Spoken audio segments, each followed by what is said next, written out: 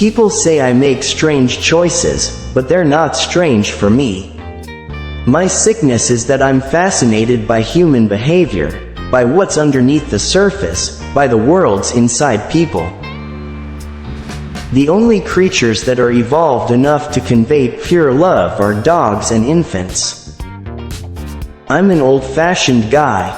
I want to be an old man with a beer belly sitting on a porch, looking at a lake or something.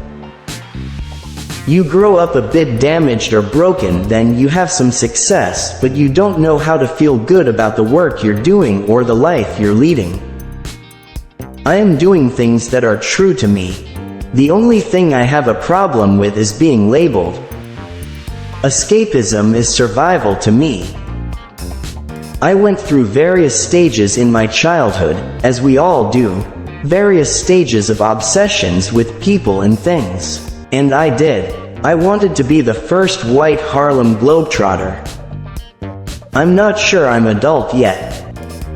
I like the challenge of trying different things and wondering whether it's going to work or whether I'm going to fall flat on my face. When I can focus on something like guitar or painting, I do.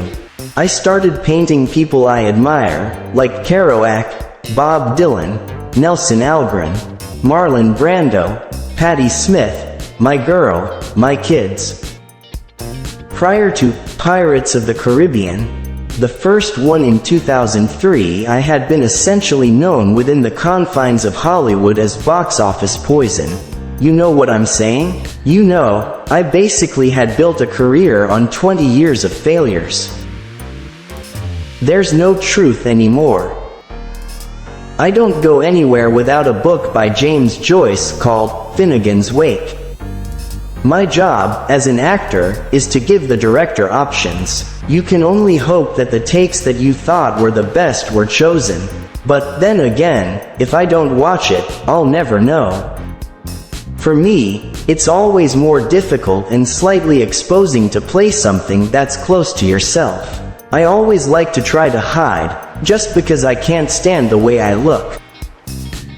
It's such a funny thing when you see your daughter transitioning from your baby, your little girl, to suddenly being a young woman. If you're not really looking for it, you can miss it, and Lily Rose is on that road already, and there's nothing I can do to stop it. I think the thing to do is enjoy the ride while you're on it. Me, I'm dishonest, and you can always trust a dishonest man to be dishonest. Honestly, it's the honest ones you have to watch out for. I have this fear of clowns, so I think that if I surround myself with them, it will ward off all evil. My favorite color is black. There are times when you see how ridiculous is this life. How ludicrous it is, you know, leaving your house every morning and being followed by paparazzi. France, and the whole of Europe have a great culture and an amazing history. Most important thing though is that people there know how to live.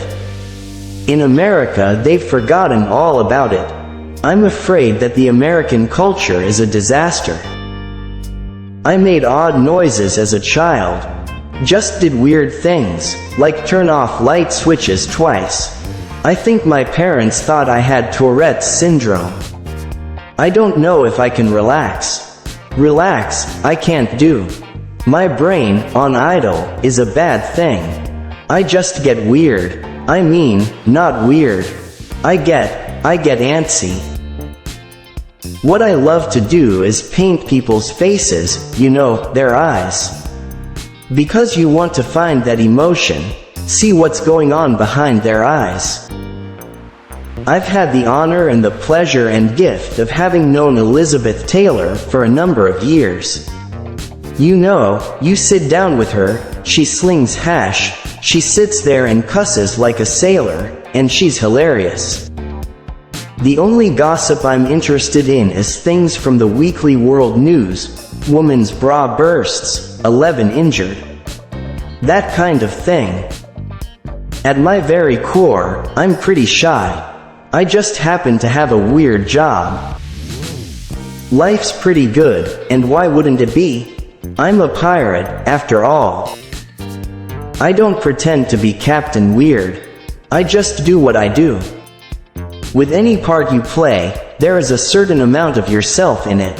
There has to be, otherwise it's just not acting. It's lying. I'm shy, paranoid, whatever word you want to use. I hate fame. I've done everything I can to avoid it. Music is still part of my life, but I hate the idea of people coming to see me play the guitar because they've seen me in movies. You want people who are listening to be only interested in the music. If you catch me saying, "I am a serious actor," I beg you to slap me. For a long time I tried to manage an honesty and openness about my personal life because I'm human and I'm normal. Well, semi-normal. I was 1,000,000% in love with Edward Scissorhands. I remember looking in the mirror on the last day of shooting and thinking how sad I was to be saying goodbye to Edward. America is dumb. It's like a dumb puppy that has big teeth that can bite and hurt you, aggressive. My daughter is 4, my boy is 1. I'd like them to see America as a toy, a broken toy. Investigate it a little, check it out, get this feeling, and then get out. I do realize and understand very well on a profound level how lucky I am and what a privileged position it is and what it's done ultimately for me, my family and my kids. But at the same time, there are moments in a man's life when you just kind of want to feel somewhat normal. One of the most beautiful things in the world is seeing a mommy with her kids. There's nothing more beautiful, nothing more sublime.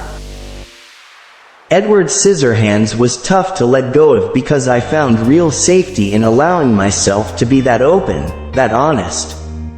To explore purity. It was a hard one to walk away from.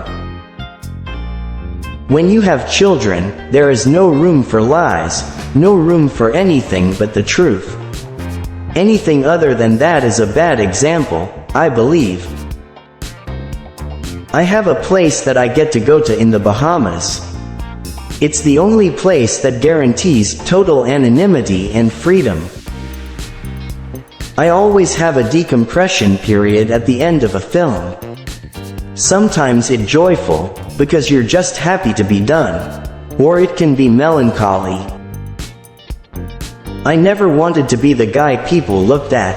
I don't think of myself as being a celebrity, it's too mortifying. As a teenager I was so insecure. I was the type of guy that never fitted in because he never dared to choose. I was convinced I had absolutely no talent at all. For nothing. And that thought took away all my ambition too. Tomorrow it'll all be over. Then I'll have to go back to selling pens again. Puberty was very vague. I literally locked myself in a room and played guitar. I pretty much try to stay in a constant state of confusion just because of the expression it leaves on my face.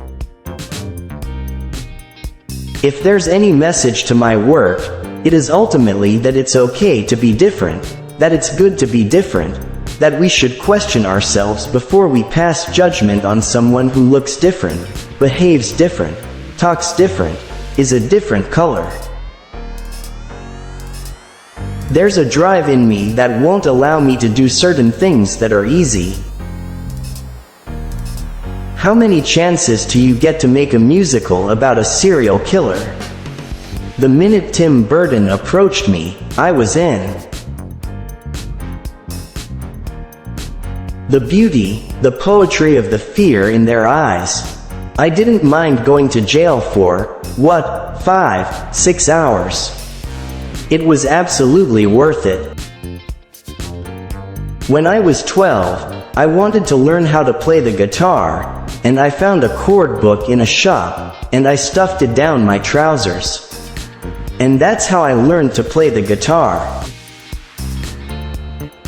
After I had done the first Pirates movie and Secret Window, I went on vacation to escape with my kitties and my girl, and someone said that there was an island down the road for sale.